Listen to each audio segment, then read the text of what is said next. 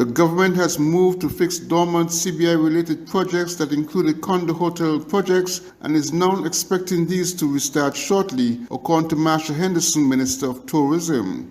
Commenting on the need for accommodation to support additional airlift into St. Kitts' Robert L. Bratch International Airport, Minister Henderson said in a 13th April press conference that creating new accommodation will support growth and development in the tourism sector, as she made reference to previous difficulties with accommodation. There had been no significant investments in the accommodation sector. Years of uncertainty created an unstable environment. I want to assure you, the citizens and residents of St. Kitts and Nevis, that we are actively in discussions with investors and hotel developers to add to our room stock. This is critical for attracting new airline carriers and, of course, generating job creation within our federation. As the minister who is also responsible for labor and employment, the latter remains a top priority for our government, and I strongly believe that we must put our people back to work. But on the issue of accommodation, there are already large condo hotel projects that have neared completion but became dormant. SK Newsline queried the tourism minister on this issue of project dormancy that has plagued achieving the additional accommodation being sought. She indicated that there is some progress on this front. Most of the projects, some of them were, if I can say, were related to the CBI program, and with the changes in the regulations, developers were required to resubmit their projects for consideration by the board. When we met as a cabinet, I think 2 weeks ago, we were informed that if not all, 95% of the persons developers would have reapplied and would have been approved. And so we're pleased to say that those projects that were lying dormant, they're going to be revived. There are new developers who have approached us as well. And I am aware, even though that we're still in discussions, and I can't say much, that there are new projects as it relates, at least 2 of them, as it relates to accommodation. Recently, the federal legislation made amendments to CBI laws and regulations that officials believe would improve the CBI real estate investment component of the program. Glenn Bard reporting for SK Newsline. The St. Kitts and Nevis athletics team that recently competed in the 50th Caribbean Games in the Bahamas was congratulated in a 12 April welcome ceremony held at the Cayenne Jet Terminal of the Robert L. Bratch International Airport. On hand were officials of SKN Athletics, the government of St. Kitts and Nevis, parents, teachers, guardians, and friends. Considered one of the better performances of a national team competed in the Caribbean Games, inclusive of 3 medals and top personal performances and the breaking of national records, speakers were generally of the view that the future of the athletes is very promising. What a potential. She'll be 14 next year when Paris Olympics is on. What age will she be in 2028? In 2032, in 2036, ministers, sport. We have time to build another world champion. Let's do it. I want to express, as Minister of Youth Empowerment, I must thank everyone who has contributed and played a part in supporting our athletes in their success. So of course, we have our coaches, the physiotherapists, the officials who traveled with you, the mentors, the encouragers, parents, teachers. Of course, so thank you all very much. It's really great to see. Of course, we couldn't have done it without, the able support of all the support systems that are around you. And so I really want to give you all props. Y'all are doing really, really well. Of course, we had our medalists mentioned. So thank you all very much. I believe that we could only get better if we really invest in our young people. And you can be assured that this government under the leadership of our Prime Minister, Dr. Drew, we will invest in you and you will get better. I want to say congratulations to the team, athletes, coaches, team officials, supporters. Job well done. I have to say this is just the beginning for all those junior athletes and aspiring junior athletes. Right around the corner, we have the Under-18 Commonwealth Youth Games. We have the NACAC age group Under-18 and Under-23. Last evening, in a conversation with members of the NACAC team, we are in the preliminary stages of hosting the Under-23 2024 OECS Championships. The celebration continued with a motorcade through the streets of downtown Bastille.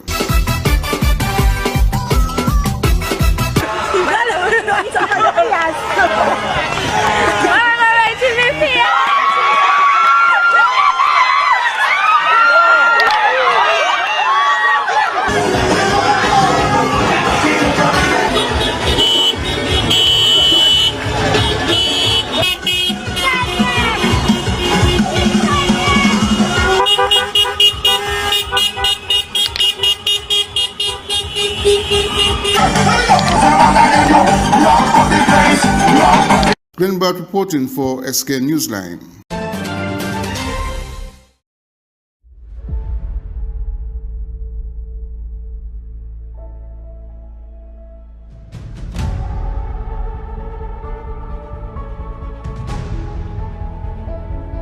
It's beautiful. He took one look at you and the angels started singing. Another wonderful day. What would you say about staying here for a few months or like a year, just so that we can be together again and just live and love and laugh and have fun and breathe?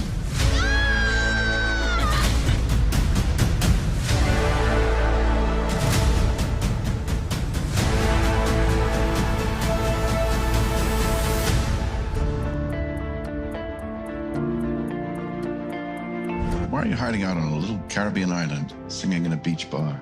When I came here, I was at peace, and I never left. This is the beating heart of Nevis. This is what grounds me, what feeds my soul. It's where I found myself. I hope your life here will be full of joy.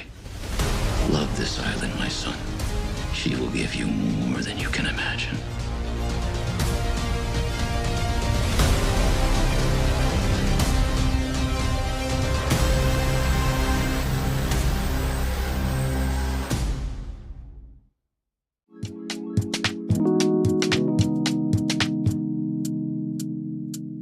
Want to buy some fresh fruits, vegetables, or ground provision, but don't have the time to go to the market or even to find parking?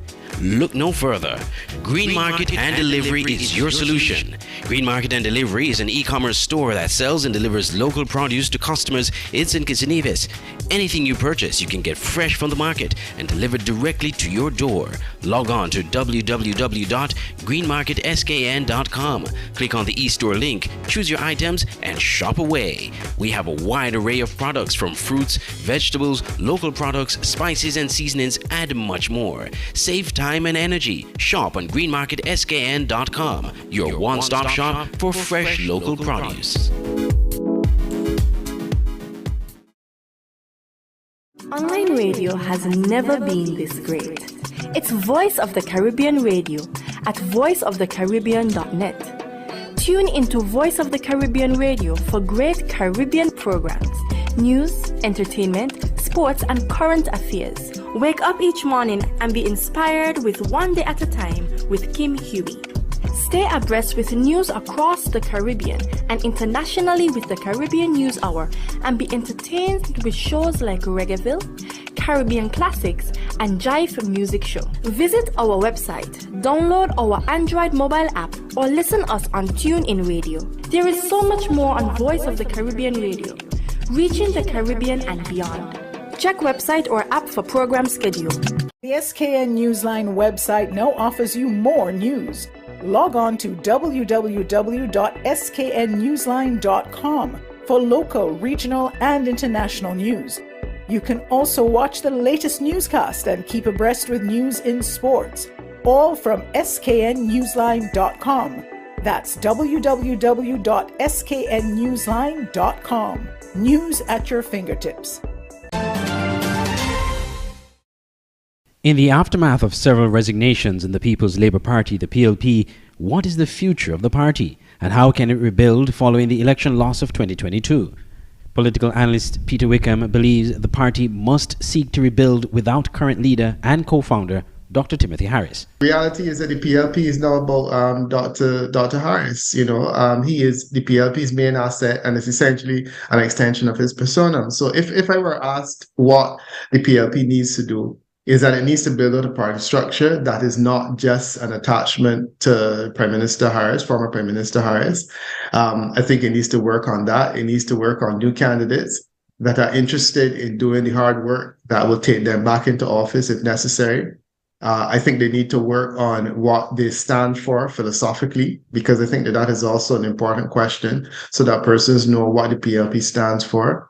I think that they need to introduce themselves to petitions and divisions, to a less extent. I think that they need to move around and people need to understand that the PLP has some level of institutional structure, and that's something that is a tour that they will need to be able to do in due course. So those are some of the things that the PLP needs to do. Regarding the resignations, Mr. Wickham said this was surprising to him.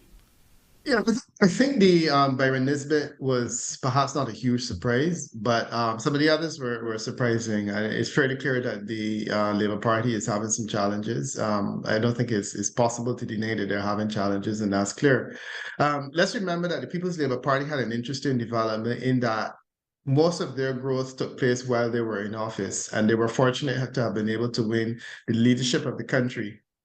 Which ultimately gave the leader of the PLP considerable power. He would have co-opted people like Byron Nisbet, who came into politics as a minister. Her first entry into politics was in the role of a senator and a minister. She essentially walked in to a position of considerable power. When a person like that is faced with the reality of life outside of Parliament and outside of a ministry, it's very different. And I think that the shock of that is probably what a lot of those persons within the PLP are dealing with. Winning government is hard and it's an uphill battle. And the reality is that most of the persons who were part of that PLP structure never had to work in those vineyards for many years to be able to build support and so on, because they were able to develop from within. Now that they are faced with the reality of having to do the grunt work that persons in PALM and the Labour Party would have done over the years, it's a very different environment. The party's deputy leader, Akila Byron Nisbet, party chairman Warren Thompson, and candidates Andrew Talbot Bass and Nubian Greo all resigned from the party last month in quick succession, prompting some to wonder about the future of the party. The PLP in a statement promised to hold its annual convention in June and said the national executive is in high spirits and is quite optimistic that it will fulfill the mandate of the party to rebuild stronger and better. Andre Huey, SKN Newsline. The Nevis Ministry of Health unveiled its rebranded Mental Wellness Centre at a ceremony held recently. Premier of Nevis Mark Brantley highlighted the importance of the centre to mental wellness on Nevis. It was important that we saw the need to open a special purpose facility away from the usual hospital setting. But it's also important that we are renaming this facility and creating, we hope, through the renaming, a new approach on the island of Nevis to how we treat and deal with mental health. It is absolutely important, from all that we've heard thus far, that we adopt a different approach, that we seek to eliminate stigma, we seek to eliminate discrimination, and that we create a space for individuals who need care and who can feel comfortable. And so I would want to wish this facility all the very best. I think we have competent and well-run facility, we have competent staff, and the government is committed to making this work, and we are committed to providing the resources to ensure that we see mental health as a critical part of our overall health and overall well-being. So I join in the PS, with the PS, in urging all of us to do what we can to end the stigma and not to treat people as different or as bad people because they happen to have issues with mental health. Permanent Secretary of the Ministry of Health, Shalisa Martin-Clark, shared a poetic piece on mental health. Why do you always stop and stare? Is it because I'm not all there? Do you think I'm a freak, or a nut, or a loon? That I'll howl like a wolf when it's next a full moon? You try to avoid me. You think I'm dangerous. Do you think that the illness I have is contagious? When you see me approach, you cross over the street. And as I pass by you, you study your feet. Scared that to look me right in the eye will lead to your end, and that slowly you'll die. Riddled with illness and strangeness and pain. But believe me, my illness is the cause of less pain than your response to my illness again and again. Poor mental health is a killer, it's true. But some of it's down to your actions. Yes, you. Don't look away and don't stop and stare. Instead, treat me normally, please, if you dare. I'm really just like you, in need of a friend. Stop staring, start listening, and help my pain end. My people, stigma is real. Let us be more compassionate, tolerant, helpful, and loving to each other and to persons with lived experience of mental illness. The center, formerly known as the Mental Health Unit, was reformed to ensure the successful rehabilitation of its clients. Andre Huey, SKN Newsline.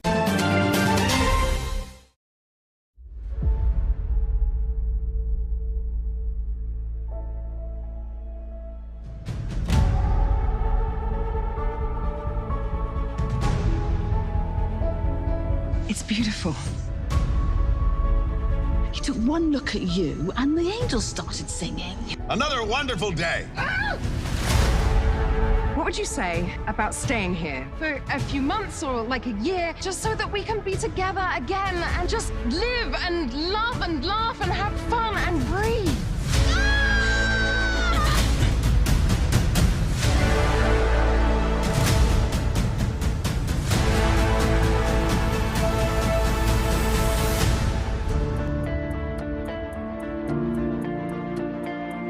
Why are you hiding out on a little Caribbean island, singing in a beach bar? When I came here, I was at peace, and I never left. This is the beating heart of Nevis. This is what grounds me, what feeds my soul. It's where I found myself. I hope your life here will be full of joy. Love this island, my son. She will give you more than you can imagine.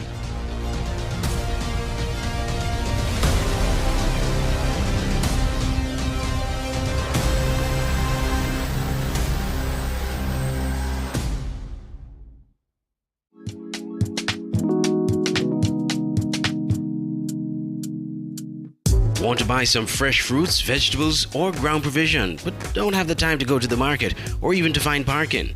Look no further.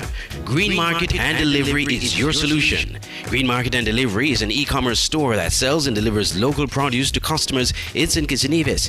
Anything you purchase, you can get fresh from the market and delivered directly to your door.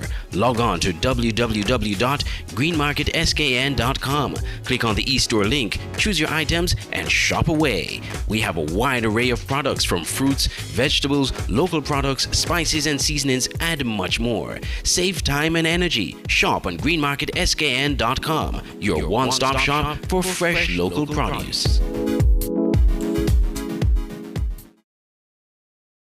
Online radio has never been this great.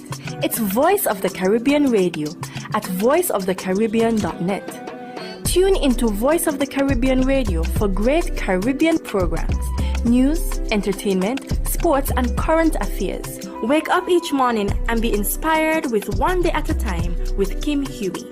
Stay abreast with news across the Caribbean and internationally with the Caribbean News Hour, and be entertained with shows like Reggaeville, Caribbean Classics, and Jive Music Show. Visit our website, download our Android mobile app, or listen us on TuneIn Radio. There is so much more on Voice of the Caribbean Radio, reaching the Caribbean and beyond.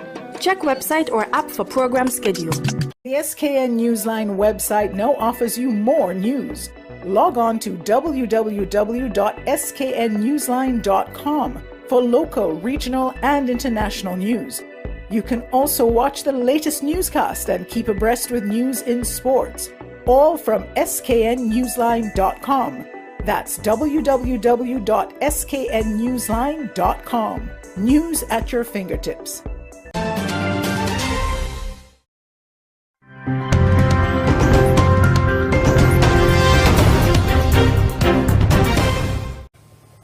Getting to the United States by any means necessary. It's the story of several Jamaicans who've been using the alternative means to get to the U.S. It has forced the government of some Central American countries to be wary of Jamaican travelers.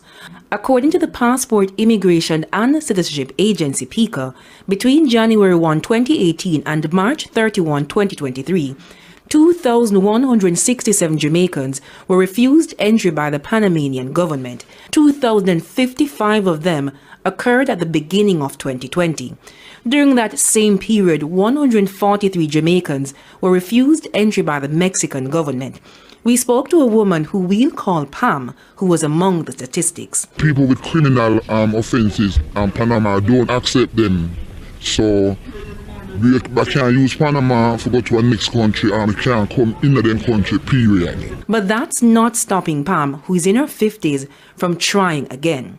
She revealed that several of her friends have successfully crossed the border and are now working and sending money back home. You will use all your money, and when you reach Mexico, Mexico still don't accept you. You understand? Some of the country, they must accept you, so it's a risk, and you just have to pray and just hope everything just work out. It's a risky but once Mexico accept you, you feel more, you understand, because you're nearer to your goal, you're nearer to your journey. And you said, would you be taking another trip again to try to see? Yes, a trip to reach right in. I'm not staying. Not staying in Jamaica because of the lack of opportunities for people her age, the level of crime and violence, and the cost of living. However, according to Foreign Affairs Minister Kamina Johnson-Smith, it's not only a dangerous trek, but it can affect legitimate travelers. She revealed that several Jamaicans are also detained in immigration centers in the U.S. after being arrested at the border. Actions and decisions like this, they really do fight against the efforts of the government, and they do affect the reputation of the passport and the immigration experience of our lawful travelers. Minister Johnson-Smith listed several programs that the government has embarked on for youth. But for Pam, she explains it's not enough. Crime have a lot to do with it too. But then you have people who have a lot of kids who don't want to see them kids, you know? They want to have stuff, people want house, people want car, people want to live lavish. And you don't think you can achieve that in Jamaica? Jamaica money, the value. Jamaica money don't have any value. You have to work the whole of your life to even own something. It's hard up there too, because people are ball the same way, but I mean, it's more opportunity. It's more, it's bigger, it's wider. It's 53 states. I mean, you could go you're here and nothing not happen for you, you try somewhere else. But everything better, everything. The environment, the houses, your clothes, your appearance, everything is way different to me. Jamila Maitland, TVJ News. One concerned Viewfront resident is calling for further intervention in St. Lucia's war on crime, particularly in her southern community. She says there ought to be measures in place to safeguard the innocent, as we see an escalating trend of family and associates of alleged gang members being targeted by rival gangs. When it first started, when the RSS was there, I felt safety because they always used to pass around. I felt I could have gone to work because I work in next door. I felt like I could have gone to work because they always used to pass up and down, passing in my area. But right now, since they left, the thing it has started. My neighbor left from the very first time and she never came back. The young lady that passed on Saturday, she came back at her home the very same Saturday she came back, and that's the day she passed. You know? and she has left her home from since when it started. And can you imagine somebody saying they're staying overnight in just to go to church, and the very same day they end their life being ended, and even the grandson taking his life is he had to pass in that same thing. You know, I myself felt fearful. She says the Viewfort community remains gripped by fear, with many opting to flee the area for their own safety. Those who can't leave, however, continue to experience immense levels of anxiety. Today I just came back home just to do something and to go back.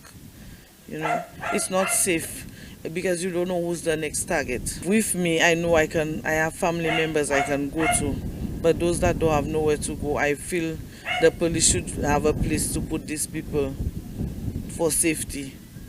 Because you as a parent, you don't know if your child is in a gang, like as if your child sign a death sentence for yourself and your whole family by being part of a gang.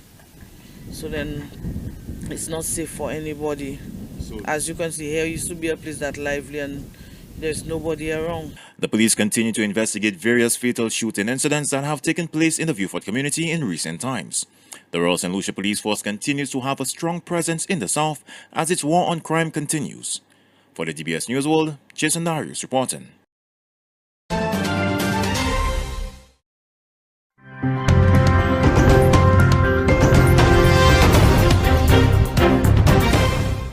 Afternoon, everybody. The White House says it still does not know the full extent of the security breach involving highly classified documents leaked on social media. Are there more documents out there that have not been released publicly? Is this an ongoing threat? We don't know. We truly don't. The documents show key weaknesses in Ukrainian weaponry, air defense, and battalion sizes.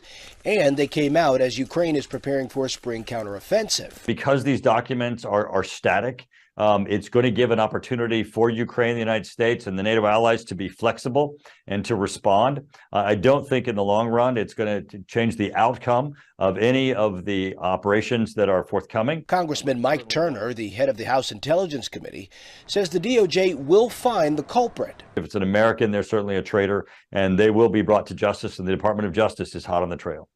In addition to security concerns, there could be a diplomatic fallout as well. Pieced together, these documents give a rare window into U.S. intelligence of both adversaries and allies. U.S. officials have been in touch with relevant allies and partners over the last couple of days at very high levels. I'll leave it at that. Officials say some of the leaked documents have been doctored to make the U.S. and Ukraine look worse, leading some to believe Russia is behind the leak. It's really a new frontier in many ways. The combination of elements of truth with falsehoods to advance an adversary's agenda. Russia's actually been quite good at this for some time. Senate Majority Leader Chuck Schumer has requested a classified briefing for U.S. senators on the leaked documents. Skyler Henry, CBS News, the White House.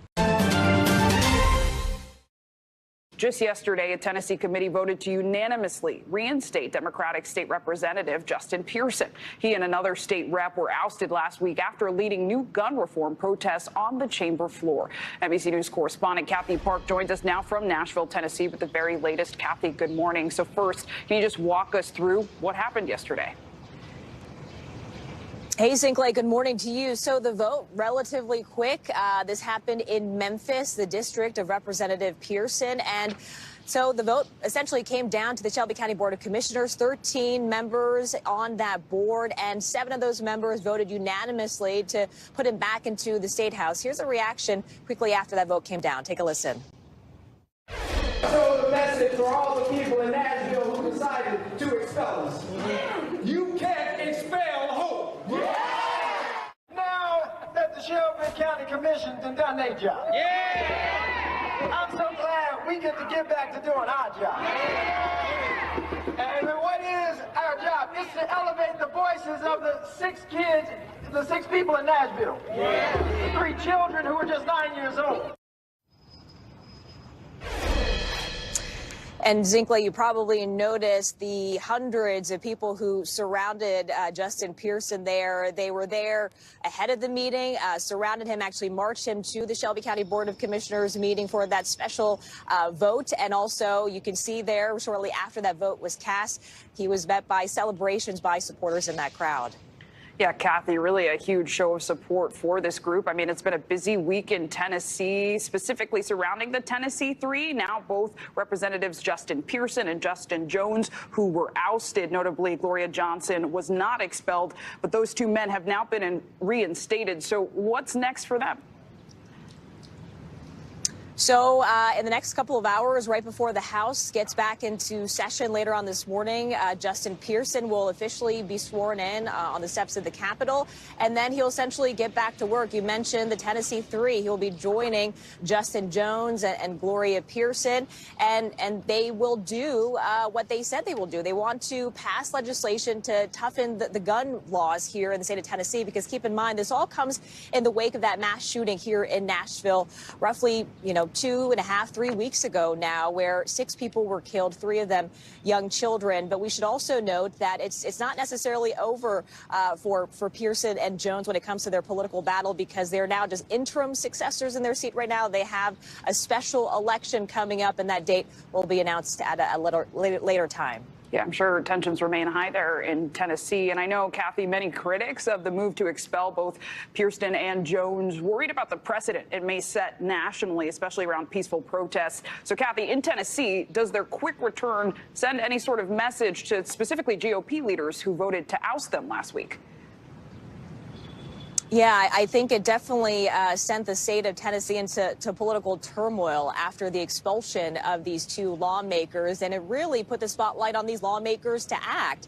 So yesterday, the Republican governor of Tennessee, Bill Lee, actually signed an executive order to strengthen background checks for gun purchases, and he's also urging lawmakers across party lines to also pass legislation that would temporarily hold gun purchases from those who are a danger to themselves or others. He stopped short of calling them red flag laws, but it's very similar to that. Sinclair? And Kathy, I know we heard from Gloria Johnson saying she believed this move had to do with the color of skin, right? She said she was not removed. However, these 2 other men were. Do you have any sense of if these divisions have been mended at all since these 2 men have been reinstated?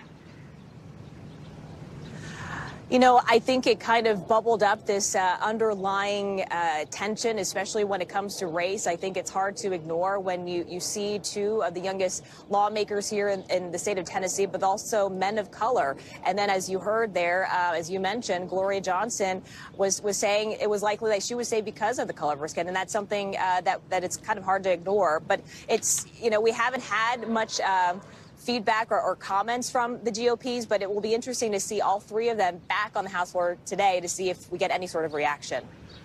Yeah, important reporting, Kathy Park. Thank you so much.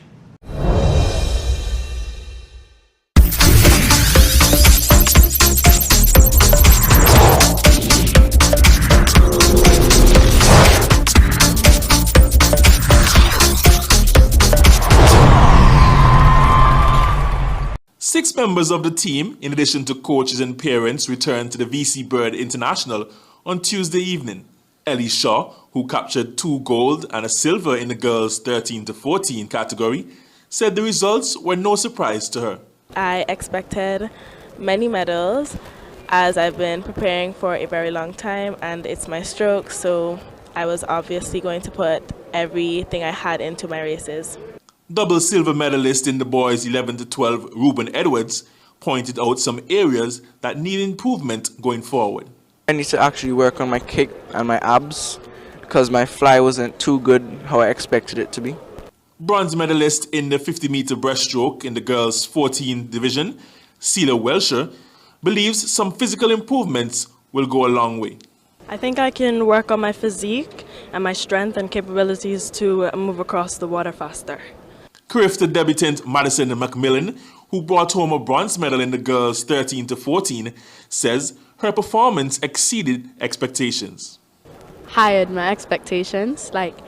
I did much better than I thought I could. I didn't think I was going to medal. This is my first CRIFTA. In total, Team Antigua and Barbuda won 10 medals, 2 gold, 4 silver, and 4 bronze. Sharif Sargent, ABS Sports.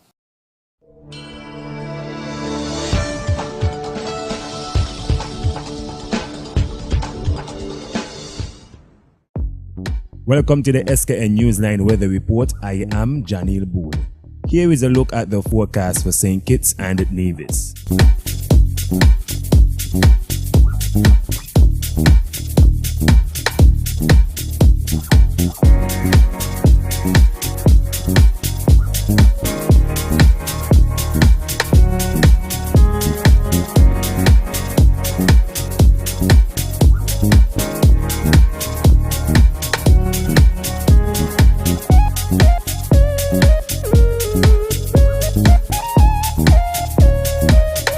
For a more detailed weather report, visit our website at www.sknnewsline.com.